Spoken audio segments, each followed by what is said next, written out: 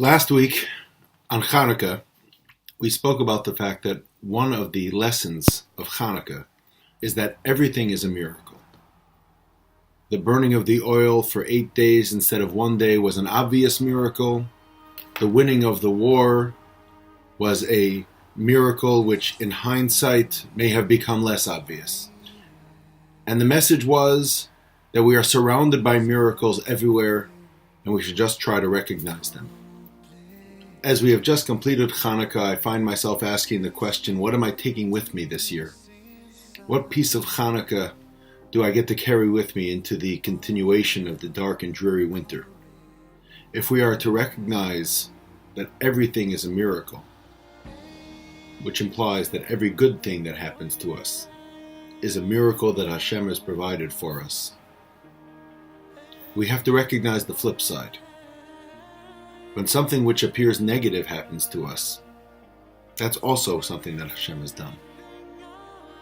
Oftentimes, whether in our personal lives or when we look on the national or international stage and try to understand what's happening, we have a tendency to blame things on this cause or that cause.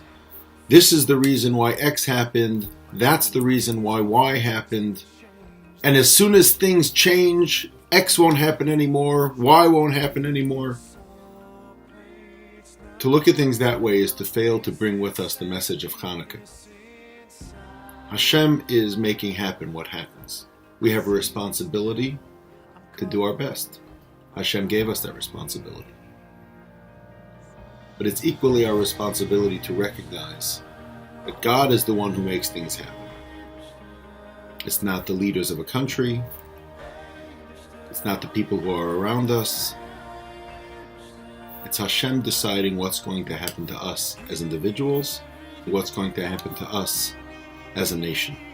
That's the other side of the message of Hanukkah.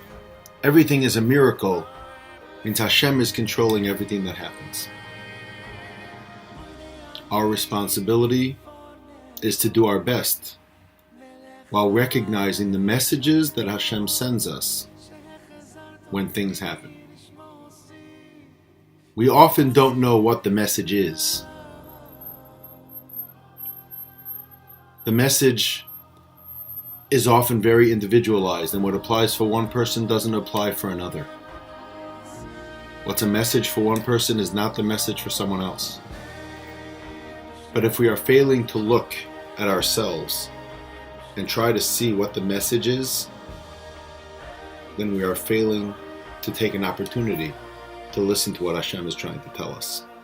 As we leave Hanukkah, let's take that light of the messages that God sends us with us.